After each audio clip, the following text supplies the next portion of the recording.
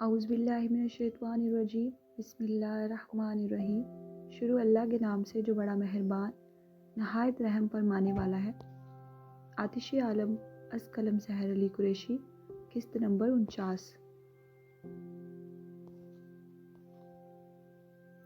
کیونکہ سامنے ہی بیڈ پر پڑھا اوندے منہ گرا، وہ بے ہوش تھا۔ اس کا آدھا وجود بیڈ پر اور آدھا نیچے زمین پر ڈھلکا ہوا تھا۔ سحر کا دل منہ کو آیا، سینے پر ہاتھ رکھ کے اللہ کو پکارتی وہ اگلے پل تیزی سے اس کی جانب دوڑی تھی۔ عالم تمام ہمت جمع کر کے کندھے سے اسے تھام کر سیدھا کرتے ادراک ہوا کہ اس کا جسم بھٹی کی طرح جل رہا ہے۔ چند گھنٹوں میں اسے تیز بخار ہو گیا تھا۔ سحر نے اسے سیدھا کیا تو ہاتھ کا وجود اس کی باہوں میں نیچے زمین پر جھول گیا۔ وہ اپنا توازن نہ برقرار رکھ سکی اور پیچھے کو ہی گر گئی۔ ہاتھ بھی گر گیا، آدھا اس کے اوپر آدھا نیچے۔ ہاتھ کی اس بکھری حالت پر تڑپتے سراب آنکھوں میں سیلاب کا ریلا امڑ آیا تھا۔ ہاتھ کے وجود کو اکیلے سنبھالنا ناممکن سا امر تھا، مگر وہ اس وقت کسی کو بلا کر پریشان نہیں کرنا چاہتی تھی۔ اپنے سینے پر گرے اسے تھام کر وہ بمشکل اٹھی، ہاتھ کو بیٹھنے کے سے انداز میں بٹھایا اور خود بھی بیٹھی۔ دونوں بازو اس کی پشت پر باندھ کے وہ ہی جانتی تھی وہ اسے کیسے سنبھالے ہوئے تھی۔ بھری آنکھوں سے آنسو چھلکتے رخساروں کو تر کرنے لگے تھے۔ ہاتھ کا سر اس کے کندھے پر ڈلکا ہوا تھا۔ عالم اٹھے، اسے پیچھے بیڈ کی ورٹیکل ڈور کے ساتھ لگاتی وہ رخسار تھپ تھپانے لگی۔ کئی بار اسے کمر سے پکڑ کر اٹھانے کی کوشش کی، مگر وہ اسے پش کر پا رہی تھی، اتنا ہی بہت تھا۔ کتنی ہی دیر ناکام صحیح کرتے رہنے کے بعد آخر وہ تھک ہار کر وہیں روتی اس کے سینے پر سر رکھ گئی اور ہچکیاں بھرنے لگی۔ یا اللہ میری مدد کر۔ وہ تو ہمیشہ اسے جھٹکے سے باہوں میں بھر لیا کرتا تھا اور میلوں اسے اٹھائے سفر بھی کر سکتا تھا بنا تھکے، مگر وہ نیچے گرے اپنے شوہر کو بیڈ پر لٹا تک نہیں سکتی تھی۔ کاش وہ بھی اسے اس کی طرح ہی اٹھا پاتی۔ ایک خواہش اس کے معصوم دل نے کی تھی۔ اگر ہاتھ سحر کی اس خواہش کو جانتا تو بہت ہنستا۔ کیا کرتی وہ؟ بے بس اور لاچار ہو کر رہ گئی تھی۔ دفعتاً ایک جھماکا سا ذہن میں ہوا، ایک ترکیب دل میں سوجی اور وہ جھٹ سے اٹھی، گھوم کر بیڈ کی دوسری جانب گئی جہاں پانی کا جگ اور گلاس پڑا تھا۔ تھوڑا سا پانی گلاس میں ڈیل کر لاتی وہ واپس ہاتھ کے پاس آئی۔ دو زانوں بیٹھتے چلو میں پانی لیتی ہاتھ کے چہرے پر چھڑکاؤ کرنے لگی۔ ایک بار، دو بار، تین بار۔ چہرے پر نمی پڑنے سے اس کی سیاہ آنکھوں میں جنبش ہوئی تھی اور یہ دیکھ اس کے لب مسکراہٹ میں ڈھلے تھے۔ گلاس واپس دوسری سائڈ میز پر رکھتی وہ اس کا گال تھپتھپانے لگی۔ عالم اٹھے۔ چہرے پر آشنا سے لمس کو محسوس کرتے ہاتھ نے اپنی بوجھل بھاری سیاہ نم پلکوں کو کھولا تھا۔ نیم وا کرتے پہلا چہرہ جو نظروں کے سامنے لہرایا وہ سحر کا تھا، جو مسکرا کر اسے ہی دیکھ رہی تھی۔ لمحے کے ہزارویں حصے میں اس کی گھنی مونچھوں تلے انابی لب مسکرائے تھے۔ سحر، پھر ان لبوں نے بوجھل سی سرگوشی اس کے نام کی۔ شانوں پر ڈھل کے دوپٹے میں بکھرے بال اور چہرے پر بے پناہ تڑپ اور فکر لیے وہ اپنی کل کائنات کو دیکھنے لگا۔ عالم اٹھے پلیز، اس کی آنکھیں دوبارہ بند ہوتے دیکھ۔ اس نے بازو سے پکڑ کر کھینچا تو وہ تمام ہمت جمع کرتا کھڑا ہوا۔ لڑکھڑاتا تو وہ اسے تھامے رکھے ہوئی تھی، کمر میں ہاتھ لپیٹے ایک بازو اس کا اپنی گردن کے گرد سے گزارے وہ اسے بیڈ پر لیٹا گئی۔ لیٹاتے ہی اس نے گہرا شکر کا سانس لیا۔ ہاتھ نصف بیدار تھا۔ بیڈ پر گرتے ہی حواس پھر سلب ہونے لگے، آنکھیں دوبارہ بند ہونے لگی۔ پورے وجود میں ایک آگ سی پھیل رہی تھی جو بخار کی وجہ سے تھی۔ اس نے بمشکل تھوڑا سا اوپر اٹھتے اپنی جیکٹ اتار کر دور اچھالی۔ نیچے اس نے ہاف سلیو شرٹ پہن رکھی تھی۔ بخار کے باعث جسم سے نکلتی حرارت کے سبب گرمی محسوس کرتے پھر وہ اپنے 4-5 بٹن بھی کھول گیا۔ سحر تو اس کی اس حرکات دیکھ کر اش اش ہی کر اٹھی تھی۔ اس سے پہلے وہ سارے بٹن کھولتا وہ بروقت اس کے ہاتھ تھام گئی۔ بس کریں، سارے کپڑے اتار دیں گے کیا؟ خفت سے سرخ پڑتے وہ سیخ پا ہوتے بولی۔ اس کی تل ملاتی آواز پر ہاتھ سیدھا ہوتا بے جان سا کہکا لگا گیا اور نیما آنکھوں سے سامنے موجود اس کو دیکھنے لگا جو اب جھک کر اس کے جوتے اتارنے لگی تھی۔ مت چھوؤ میرے پیر۔ اس کے ہاتھ اپنے پیروں پر لگتے دیکھ ہاتھ بودک کے اپنی ٹانگیں سمیٹ گیا۔ چہرہ غصے سے سرخ ہونے لگا تھا۔ عالم ادھر کریں۔ اس نے زبردستی اس کے پیر پکڑ کے جوتے نکالے، پھر جرابیں اتاری۔ ہاتھ واپس ہوش سے بیگانہ ہو رہا تھا، مگر پھر بھی جھٹ پٹاتے ہوئے اس کے ہاتھوں سے اپنے پیر چھڑوانے کی کوشش کرتا رہا۔ اس کے وجود کی جلتی حدت سحر کو خوف دلا رہی تھی۔ یہ بخار عام لوگوں کو ہونے والے بخار سے کئی زیادہ تیز تھا۔ چنانچہ وہ جھٹ سے کمرے سے باہر نکلی اور تقریباً 10 منٹ بعد واپس لوٹی۔ اس کے ہاتھ میں ایک چھوٹی سی بالٹی اور ایک باؤل تھا۔ بازو پر 2 منی سائز ٹاول لٹک رہے تھے۔ بے چین سی نظریں ہاتھ پر دوڑائیں جو نیم و ہونٹ لیے سر ایک طرف گرائے بے سود پڑا تھا۔ بھیگی آنکھوں سے وہ بالٹی نیچے اور باؤل میز پر رکھ گئی۔ ایک ٹاول کو برف بھرے اس باؤل میں ڈبو کر آدھا نچوڑتی، وہ ہاتھ کا سر تھام کر سیدھا کرتی، تکیے پر درست کر کے رکھتی، ٹاول اس کی پیشانی اور آنکھوں پر رکھ گئی۔ چند منٹ اس کے پورے چہرے پر ٹاول وقفے وقفے سے رکھتی، وہ اس کی گردن پر لگانے لگی، پھر دوبارہ ٹاول بھگو کر نچوڑتی، وہ ہاتھ کے بازوؤں پر ٹھنڈی پٹیاں کرنے لگی۔ ہاتھ کے بازوؤں پر بال نہیں تھے، بہت کم تھے، نہ ہونے کے برابر۔ اس کے بابا بھی ایسے ہی تھے۔ اپنے بابا کو یاد کر کے وہ مزید تیزی سے رونے لگی۔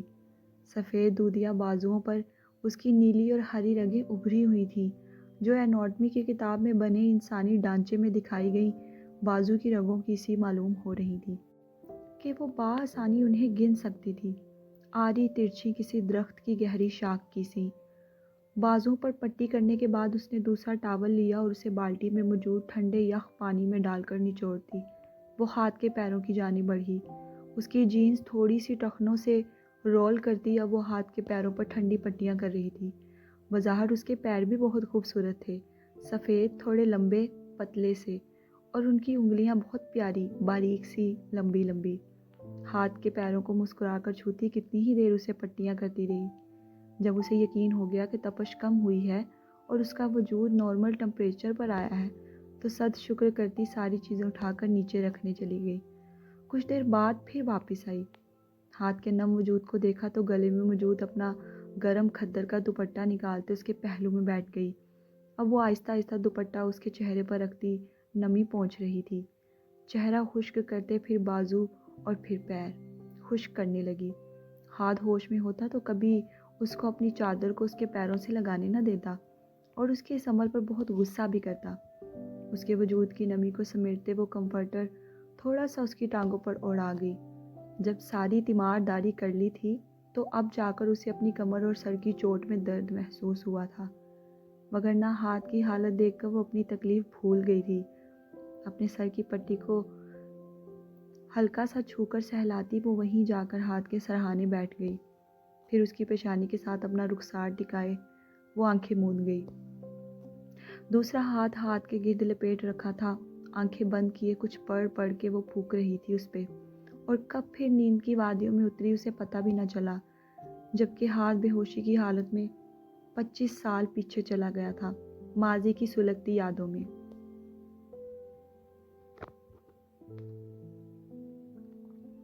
32 سال پہلے، 18 دسمبر 1992، کوئٹہ۔ یہ منظر تھا کوئٹہ شہر کا، دی سلیپنگ بیوٹی آف پاکستان۔ ہر طرف خوبصورت پہاڑ تھے جو سفید برف سے ڈھکے ہوئے تھے۔ کوئٹہ میں زیادہ تر برف باری دسمبر، جنوری اور فروری میں ہوتی تھی۔ دسمبر کے جما دینے والے اس مہینے میں پہاڑی کی ایک چوٹی پر بیٹھا وہ 23 سالہ لڑکا اپنے وائلٹ میں لگی چھوٹی سی پاسپورٹ سائز تصویر دیکھنے میں مہو تھا، جس میں ایک 17 سالہ لڑکی کھلکھلا کر مسکرا رہی تھی۔ سراب آنکھیں، دودیا سفید رنگت اور رخساروں پر پڑتے گڑے، سیاہ آنکھوں والے اس لڑکے کا دل چرا رہے تھے۔ فوجی وردی پر خاکی اوور کوٹ پہنے، سر پر ٹوپی اور ٹوپی پر جالی دار لوہے کی ٹوپی پہنے وہ اس تصویر کو دیکھنے میں اتنا کھویا ہوا تھا کہ اپنے ساتھ دھڑم سے آ کر بیٹھتے حاتم کا پتہ ہی نہیں چلا۔ رافع، میں نے سنا ہے تم نے 3 مہینے کی چھٹی کے لیے اپلیکیشن دیا ہے۔ اتنی لمبی چھٹی، سب خیریت تو ہے؟ کہیں شادی وادی تو نہیں کر رہا نا تو؟ رافع نے فوراً اپنے ہاتھ میں پکڑی تصویر ہتھیلی میں چھپائی اور سختی سے گردن موڑ کر اسے دیکھا۔ میں نے تم سے کتنی بار کہا ہے کہ اس طرح چوروں کی طرح مت آیا کرو۔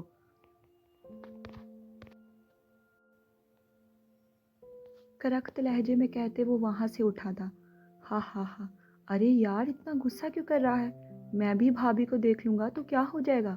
हातिम ने लुकमा दिया तो स्याह आंखें सुर्खी छलकाती उस पर पलटी थी, जिस पर वो जल्दी से दोनों हाथ खड़े करता सरेंडर कर गया।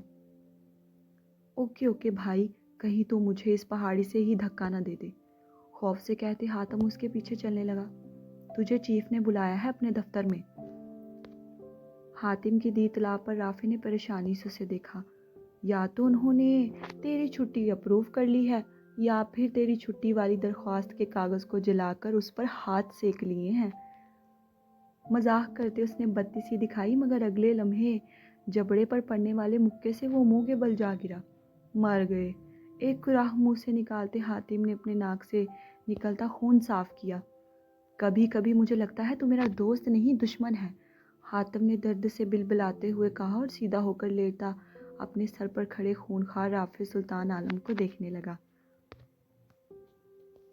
तो फिर तू अपनी काली जुबान बंद रखा कर। जब देखो या तो ओल फोल बकता रहता है या फिर काली बिल्ली की तरह रास्ता काट लेता है। राफे ने सुलग कर कहते कदम आगे बढ़ाए थे। मैं काली बिल्ली? हातिम टांगे उछालता उठा था। हाँ, तू हरे पैरों वाला बिल्ला, राफे ने मजीद दांत कुचकुचाकर कहा। हैं? वो होंग को किसी सूरत बनाता सदमे में चला गया, मगर जब सदमे से बाहर आकर देखा तो राफे काफ़ी दूर निकल गया था, उससे 10-20 कदम दूर। उसने उसके पीछे दौड़ लगाई। और ये हरे पैरों वाला बिल्ला किस दुनिया में पाया जाता है? मैंने तो आज तक ऐसी मखलूक नहीं देखी। आईना देख ले, मिल जाएगी, एक करारा सा जवाब आया था और हातिम बेचारा उसे देख कर रह गया। चीफ का दफ्तर अब थोड़ा सा ही दूर था। हातिम पीछे ही रुक गया और अपने दुखते जबड़े को सहलाता उसे देखने लगा। इसे फौज में नहीं बॉक्सिंग में भर्ती होना चाहिए था या कोई गुंडागर्दी का धंधा कर लेना चाहिए था। ये एवं ही बेकार में फौजी बन गया साला। दांत पीसकर सरगोशी नुमा कहते वो मुड़ने लगा, मगर जब अपनी सरगोशी के जेरे असर उसने दफ्तर के दरवाजे पर मौजूद पलट कर खून आशामी से राफे को खुद को देखते पाया तो अगले लम्हे वो 200 की सी स्पीड से वहाँ से दौड़ लगा गया था। वो तेज़ कुव्वत समात रखने वाला राफे सुल्तान आलम सब सुन गया था। अब कुटाई पक्की थी, इसलिए अब हातिम कहीं मुंह छुपाने गया था। दफ्तर के पास पहुंचकर राफे ने गहरी सांस ली और नॉक करके अंदर दाखिल हुआ। अंदर ही चीफ हदीद अहमद खान मेज़ के उस पार अपनी सरबराही कुर्सी पर बैठे किसी फाइल की गर्दानी कर रहे थे। आओ राफे बैठो। जी सर। राफे रिलैक्स होता कुर्सी घसीट कर बैठ गया। तुम्हारा एप्लीकेशन मिला मुझे, तुम 3 महीनों की छुट्टी चाहते हो? जी सर, राफे ने मौदबाना अंदाज में जवाब दिया। और रीज़न में तुमने लिखा है कि तुम्हारी शादी है, जानकर खुशी हुई। हदीद मुस्कुराए। जी सर, राफे ने मज़ीद मुस्कुराकर तायीद की। Good luck for your future life. Thank you sir. मैं 25 साल का था जब मेरी शादी हुई थी और अब 30 का हूँ। उन्होंने मुस्कुराकर राफे की इत्तला में इजाफा किया तो वो सर झुकाए मज़ीद गहराई से मुस्कुराया। खैर, तुम्हारी छुट्टी मैंने अप्रूव कर दी है, तुम रात में निकल जाना, सुबह तक लाहौर पहुंच जाओगे। ये सुनते ही राफे की खुशी का कोई ठिकाना नहीं रहा था। बहुत शुक्रिया सर। राफे खड़ा हुआ और सर से हाथ मिलाते एक बार फिर सल्यूट करते दफ्तर से बाहर निकल गया। राफे के जाने के बाद हदीद अपने सामने मेज़ पर पड़ी फ्रेम जड़ी तस्वीर देखने लगे, जिसमें उनकी बीवी हिना थी, खूबसूरत भूरी आंखों वाली, जिन्हें वो दुनिया में सबसे ज़्यादा प्यार करते थे। उनकी शादी को 5 साल हो चुके थे और अब तक औलाद नहीं थी। वो और उनकी फैमिली सवात में रहते थे। 3 महीनों के लिए उनका ट्रांसफ़र यहाँ कोयटा में कर दिया गया था, वगरना वो सवात में ही अपॉइंट थे। एक हफ्ते बाद उनके 3 महीने पूरे होने वाले थे और वो सवात वापस जा रहे थे, अपनी बीवी, अपनी फैमिली के पास। हदीद की एक ही बहन थी जो शादीशुदा थी और लाहौर में रहती थी। हिना को देखते वो प्यारी यादों में खोए हुए थे जब मेज़ पर पड़ा उनका मोबाइल फ़ोन चिंगारने लगा। उन्होंने अपनी सुनहरी आंखें उस तरफ दौड़ाईं तो हिना की कॉल आ रही थी। एक भरपूर मुस्कुराहट लबों पर सजाए उन्होंने फ़ोन उठाया और रिसीव करके कान के साथ लगा लिया।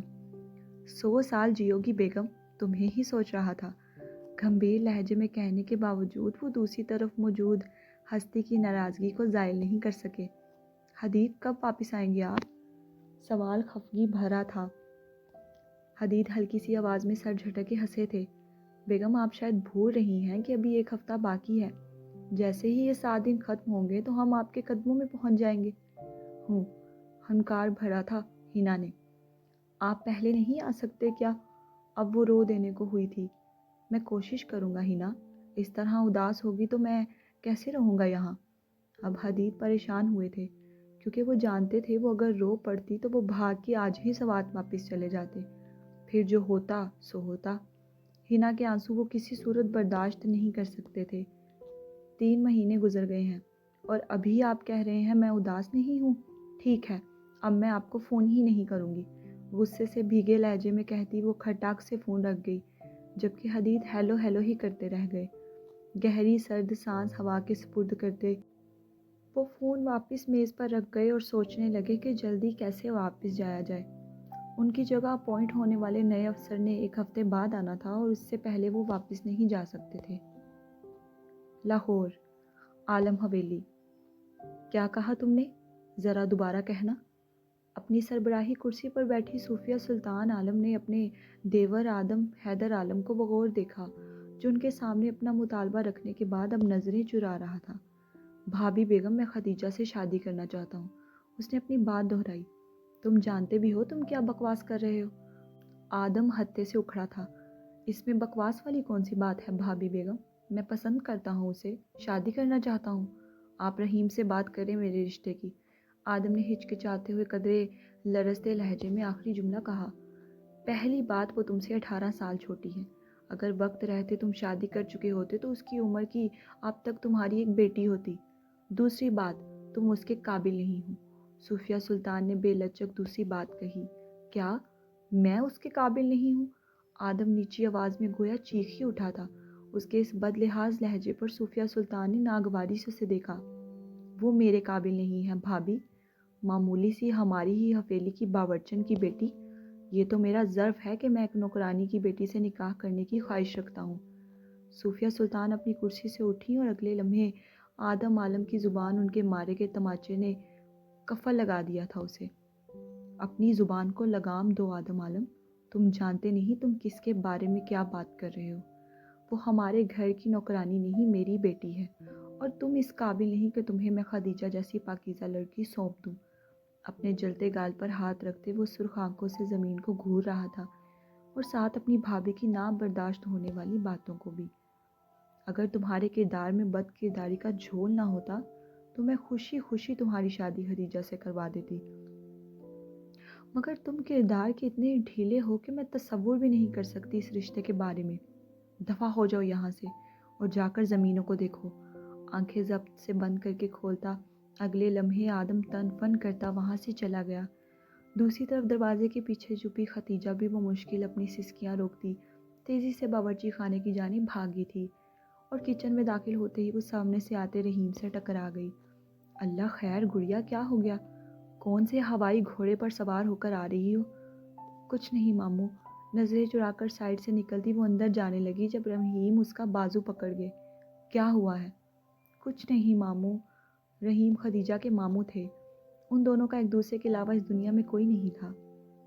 وہ اور ان کے آباء و اجداد برسوں سے اسی حویلی کا حصہ تھے۔ رحیم خدیجہ سے محض 7 سال بڑے تھے۔ اس کے پیدا ہوتے ہی اس کے باپ نے خدیجہ کی والدہ کو طلاق دے دی۔ کچھ ہی عرصے بعد جب وہ 5 سال کی تھی تو والدہ کا انتقال ہو گیا۔ رحیم نے ہی اسے پالا تھا، اپنی بیٹی کی طرح۔ تم مجھے کچھ ٹھیک نہیں لگ رہی۔ ماموں میں نے کہا نا میں ٹھیک ہوں، کیوں پیچھے پڑ جاتے ہیں آپ میرے؟ ہٹے، مجھے ہانڈی دیکھنے دے۔ کل تمہارا 10ویں کا پہلا امتحان ہے، جا کر اس کی تیاری کرو، یہ کام کوئی اور دیکھ لے گا۔ خدیجہ نے سر ہلایا اور وہاں سے چلی گئی۔ حویلی سے باہر نکل کر وہ بائیں طرف بنے سرونٹ کوارٹر کی طرف جا رہی تھی جب حویلی کا بڑا سا گیٹ کھلا اور ایک جیپ اندر داخل ہوئی۔ وہ جیپ کس کی تھی، اس میں موجود شخص کون تھا، اس سے خدیجہ گل انجان نہیں تھی۔ نگاہیں پھیرتے وہ وہاں سے نکل گئی۔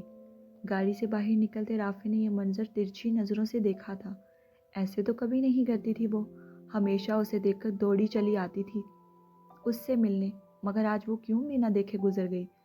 رافع سلطان عالم کے دل کو کچھ ہوا تھا۔ ملازم اس کا سامان گاڑی سے نکالتے اندر لے کے جا رہے تھے۔ رافع راہداری سے اندر کی جانب بڑھا اندر داخل ہونے سے پہلے ہی اس کی والدہ صدقے واری جاتی اس کے استقبال کو آئی تھی۔ آ گیا میرا بچہ، میرا رافع۔ خاکی وردی میں ملبوس بیٹے کو دیکھا تو بے ساختہ ان کا منہ چومنے لگی۔ امی، اپنی والدہ کی شفقت سے ہاتھ چومتے وہ ان سے لپٹ گیا۔ صوفیہ اسے پشت سے حصار میں لیتی اندر داخل ہوئی۔ کیسے ہو بھتیجے، لوٹ آئے تم؟ اندر داخل ہوتے ہی اپنی بڑی مونچھوں کو تاؤ دیتے آ رہے اس کے چچا آدم عالم کی آواز رافع کے کانوں سے ٹکرائی۔ قریب آتے وہ رافع سے بغل گیر ہوا۔ میں ٹھیک ہوں چچا، آپ کیسے ہیں؟ برخودار، میں تو تمہارے سامنے ہی ہوں ہمیشہ کی طرح، تم سے بھی زیادہ جوان اور خوبصورت۔ ایک آنکھ ونگ کرتے وہ طوطا چشمی خوب ظاہر کرنے لگے۔ رافع سر جھٹکے ہنسنے لگا۔ چچا آپ بھی نہ، میں نے کتنی بار کہا ہے آپ مجھ سے زیادہ خوبصورت ہیں، پھر ایسی باتیں کیوں کرتے ہیں؟ اس لیے کہ میں نے سوچا ہے دونوں چچا بھتیجا اس بار اکٹھے صحرا باندھ لیتے ہیں، کیا کہتے ہو؟ رافع کے کندھے کے گرد بازو پھیلائے وہ اسے لے کر بیٹھک کی طرف بڑھا۔ کیوں بھابھی بیگم، ٹھیک کہا نا میں نے؟ ہاں آدم، ٹھیک کہہ رہے ہو تم، انشاءاللہ اب اس کی شادی ہی کرنے کا ارادہ ہے میرا۔ صوفوں پر بیٹھتے صوفیہ بیگم گویا ہوئیں اور رافع کا رخسار محبت سے چھوا۔ چلو تم کپڑے تبدیل کر لو اور کچھ دیر آرام کر لو، میں تمہارے لیے کھانا بنواتی ہوں۔ جی امی۔ وہ اٹھا اور بیٹھک سے نکلتا اپنے کمرے کی جانب بڑھ گیا، جبکہ آدم حیدر عالم کی نفرت بھری نظروں نے دور تک رافع سلطان عالم کا پیچھا کیا تھا۔ ایک آگ سی تھی اس کی آنکھوں میں، جیسے وہ بہت کچھ جلا کر راکھ کر دینے کا ارادہ رکھتا ہو۔ ان کی خوشیاں، ان کے چہرے کی مسکراہٹیں، ان کی محبتیں، عالم حویلی کی خوشحالی اور سکون۔ خدیجہ سروٹ کوارٹر میں موجود اپنے کمرے میں چارپائی پر بیٹھی کتابیں پھیلائے ہوئے تھی۔ بظاہر تو وہ کتابوں کو دیکھ رہی تھی، مگر دل و دماغ اور تمام تر سوچیں صبح ہوئی صوفیہ سلطان اور آدم عالم کے درمیان گفتگو میں الجھا تھا۔ کھلی کتاب کو بے خیالی میں دیکھتے اچانک اسے دہلیز میں سایہ سا محسوس ہوا، جیسے کوئی دہلیز میں آ کھڑا ہوا ہو۔ مخصوص خوشبو کو سونگھتے وہ بنا دیکھے پہچان گئی کہ وہاں آنے والا شخص کون ہے۔ ایک خالی نظر اٹھا کر اس نے دہلیز کی جانب دیکھا جہاں رافع عالم کھڑا تھا۔ سینے پر ہاتھ باندھتے وہ محبت بھری نظروں سے اسے ہی دیکھ رہا تھا۔ اپنا دوپٹہ درست کرتی وہ چارپائی سے اٹھی اور جا کر دونوں پنوں سے دروازہ بند کرنے لگی، مگر رافع نے دونوں پٹ پر ہاتھ رکھتے اس کے ارادوں کو ناکام بنا دیا۔ خدیجہ کی اس بے رخی پر اس کا دل مچلا تھا۔ خدیجہ، ایک پکار آئی تھی اور اس پکار پر ہمیشہ کی طرح وہ ہار گئی تھی۔ اپنے دونوں ہاتھ پہلو میں گرائے وہ سر جھکا گئی۔ کیا بات ہے، ناراض ہو مجھ سے؟ اس بار زیادہ دیر کر دی نا میں نے؟ رافع افسردہ تھا۔ وہ سراب آنکھوں والی لڑکی کچھ نہ بولی۔ اچھا معاف کر دو، آئندہ ایسا نہیں ہوگا۔ رافع نے اپنے دونوں کان پکڑ لیے۔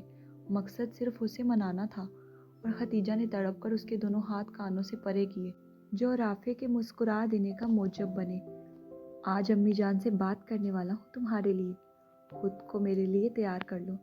زندگی سے بھرپور مسکراہٹ لبوں پر سجائے چمکتی سی آنکھوں سے وہ خدیجہ کا دل دھڑکا گیا۔ اگلے ہفتے تمہارے جنم دن کے دن ہم شادی کریں گے انشاءاللہ، ٹھیک ہے نا؟ میم آپ کو کوئی اعتراض تو نہیں؟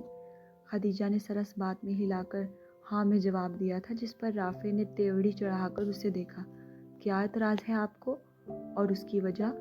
سینے پر ہاتھ دوبارہ باندھتے وہ سنجیدگی سے گویا ہوا۔ کیونکہ آپ کی اور میری حیثیت میں بہت فرق ہے۔ آپ عالم خاندان کے وارث ہیں اور میں ایک نوکرانی کی بیٹی، میں آپ کے قابل نہیں ہوں۔ خدیجہ نے بلا توقف ایک لمبا چوڑا جواب دیا، اور لمحہ لگا تھا رافع کا چہرہ سرخ پڑنے میں۔ سیاہ آنکھیں مزید سیاہ ہوئی تھیں اور غصہ ان میں عود آیا۔ اگلے پل اس کی کہنی کو نرمی سے تھام کر قریب کرتے وہ بولا، اور یہ خناس تمہارے دماغ میں کس نے بھرا ہے؟ لہجے میں کرختگی تھی۔ رافع کے خطرناک لہجے پر حلق تر کرتے وہ لبریز سراب آنکھیں اٹھا کر انہیں دیکھ گئی۔ خناس نہیں، حقیقت ہے یہ رافع سلطان عالم۔ رافع نے آنکھیں گھما کر گہری سانس بھری اور پھر ہاتھ بڑھا کر خدیجہ کا چہرہ تھام لیا۔ خدیجہ، خدیجہ، آئی لو یو۔ تم اس گھر کی نوکرانی نہیں، اس گھر کی مالکن ہو، اور تمہاری حیثیت کیا ہے یہ سب پر آشکار ہو جائے گا انشاءاللہ، یقین رکھو مجھ پر۔ یہ حیثیت ویثیت کچھ نہیں ہوتی۔ کیا تم بھول گئی ہو کہ حضور اکرم صلی اللہ علیہ وآلہ وسلم نے خطبہ حجۃ الوداع میں کیا فرمایا تھا؟ آپ نے فرمایا کسی عربی کو اجمی پر، کسی اجمی کو عربی پر، کسی کالے کو گورے پر اور کسی گورے کو کالے پر کوئی فوقیت حاصل نہیں ہے سوائے تقویٰ کے۔ ہماری حیثیت ایک سی ہے، ہم ایک برابر ہیں، کیونکہ یہ ہمارے پیارے نبی صلی اللہ علیہ وآلہ وسلم نے فرمایا ہے۔ آج کے بعد میں تمہارے منہ سے ایسی بات نہ سنوں، سمجھ گئی تم؟ خدیجہ نے سر ہلایا۔ شاباش، زیر لب کہتے وہ اپنے ہاتھ اس کے مکھڑے سے ہٹا گیا۔ پیپر کی تیاری کیسی ہے؟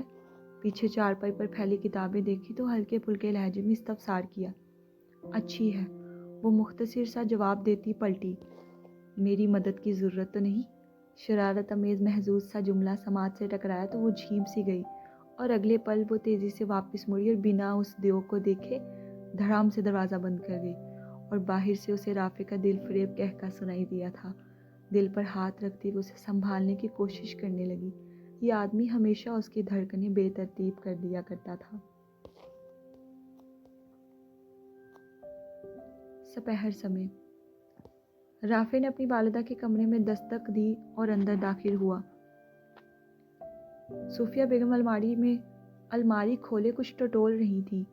دستک سے ہی سمجھ گئیں کہ رافع ہے، اس لیے بنا دیکھے بولی، میرے شیر آ جاؤ۔ اپنی والدہ کو پیچھے سے حصار میں لیتے ان کے کندھے پر سر ڈھلکائے آنکھیں موند گیا وہ۔ امی، بولو میرے شہزادے۔ اس دلار پر ایک مسکراہٹ اود آئی تھی رافع کے چہرے پر۔ جب وہ پلٹی تو ان کی آنکھوں میں ہلکی سی تکلیف تھی، اور یہ تکلیف ان کی آنکھوں میں تب ہی ہوتی جب وہ سلطان عالم کو یاد کر رہی ہوتی۔ کیا ہوا امی؟ تم نے ابھی تک اپنی وردی تبدیل نہیں کی؟ رافع کو خاکی ہاف سلیو شرٹ اور پینٹ میں ملبوس دیکھے وہ بولی۔ امی، دل نہیں چاہ رہا تھا میرا۔ تمہارے بابا کو بھی میں نے اسی وردی کی وجہ سے کھویا ہے، اور میں تمہیں ایسے کھونا نہیں چاہتی۔ لبریز بوڑھی آنکھوں سے کہتی وہ رافع کو آرزدہ کر گئی تھی۔ امی، کیوں ایسی باتیں کر رہی ہیں آپ؟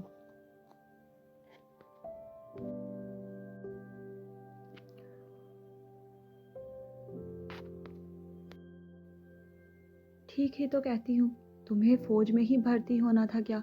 کوئی اور کام بھی تو کر سکتے تھے۔ اب رافع کے اندر کا محب وطن جاگا تھا اور وہ سنجیدگی سے لب بھینچے اپنی والدہ کو دیکھنے لگا۔ اتنی جائیداد ہے تمہارے نام پر، اتنی زمینیں، تمہاری 7 نسلیں بھی آرام سے بیٹھ کر کھا سکتی ہیں، مگر تمہیں ایک معمولی سے لیفٹیننٹ بن کر زندگی گزارنی ہے۔ اپنے سے اوپر افسران کو سلیوٹ کرنا ہے۔ تمہیں پتہ ہے وہ تمہارے اوپر جو افسران ہیں ان سے کئی زیادہ رئیس ہو تم۔ امی، کیا سانسی کی باتیں کر رہی ہیں آپ؟ اور مجھے کچھ نہیں ہوگا، دیکھ لیجئے گا آپ۔ وہ انہیں لیے بیڈ کی جانب بڑھا۔ میرے اللہ ہے نا میری حفاظت کرنے کے لیے۔ ماں کی گود میں سر رکھ کے لیٹتے وہ ان کا چہرہ عقیدت سے دیکھنے لگا۔ صوفیہ بیگم رافع کے بالوں میں انگلیاں پھیرنے لگی۔ امی، مجھے آپ سے ضروری بات کرنی ہے۔ کچھ دیر بعد ان کے دونوں ہاتھ تھام کر وہ سیدھا ہو کر بیٹھا۔ تمہیں جو بات کرنی ہے میں جانتی ہوں۔ کیا جانتی ہیں آپ؟ رافع نے تجسس سے پوچھا۔ یہی کہ میرا بیٹا خدیجہ گل کا دیوانہ ہوا پھرتا ہے اور اس سے شادی کا خواہاں ہے۔ کیا؟ رافع کا منہ حیرت سے کھل گیا۔ صوفیہ بیگم ہلکی سی آواز میں ہنسی تھی۔ آپ کو کیسے پتہ چلا امی؟ ماں ہوں تمہاری، ماں اپنی اولاد کی ہر پسند ناپسند کو جانتی ہے۔ انہوں نے اسے گھڑکا تو وہ کھسیانہ ہوتا اپنا سر کھجا گیا۔ امی، میں اسے شادی کرنا چاہتا ہوں، جلد سے جلد۔ رافع نے فوراً اپنا مطالبہ ان کے آگے رکھا، جس پر وہ اسے دیکھ کے رہ گئی۔ تم جانتے ہو نا ابھی وہ بالغ نہیں ہوئی۔ اگلے ہفتے وہ 18 سال کی ہو جائے گی اور مجھے اگلے ہفتے ہی اس سے شادی کرنی ہے۔ 3 مہینے کی لمبی چھٹی لے کر آیا ہوں۔ آنکھ بند کرتے محظوظ لہجے میں کہتے وہ دوبارہ دھڑام سے گرتا ان کی گود میں سر رکھ گیا۔ ایک چپیٹ اس کے کندھے پر لگاتی وہ بولی، بے شرم کہیں کا۔ ہا ہا ہا۔ کمرے میں رافع کا کہکا گونجا تھا۔ میں کرتی ہوں رحیم سے بات، اس کا سرپرست تو وہی ہے نا، جلدی کریں۔ اچھا، اتنا بے صبر بھی مت ہو تم۔ اب کرتی ہوں بات امی، جلدی۔ رافع نے لاڈ سے پھر وہی بات کی تو وہ جھک کر اس کی پیشانی چوم گئی۔ جاری ہے۔ چلیں جی ڈیئر ریڈرز، قسط ہو چکی ہے مکمل۔ امید ہے آپ سب کو پسند آئی ہوگی۔ پاسٹ سٹارٹ ہو چکا ہے اور امید ہے آپ سب بور نہیں ہوں گے پاسٹ پڑھتے ہوئے۔ جلد انشاءاللہ حاضر ہوں گے ایک نئی قسط کے ساتھ۔ میرے چینل کو ضرور سبسکرائب کیجیے گا۔ مجھے دے اجازت، اللہ حافظ۔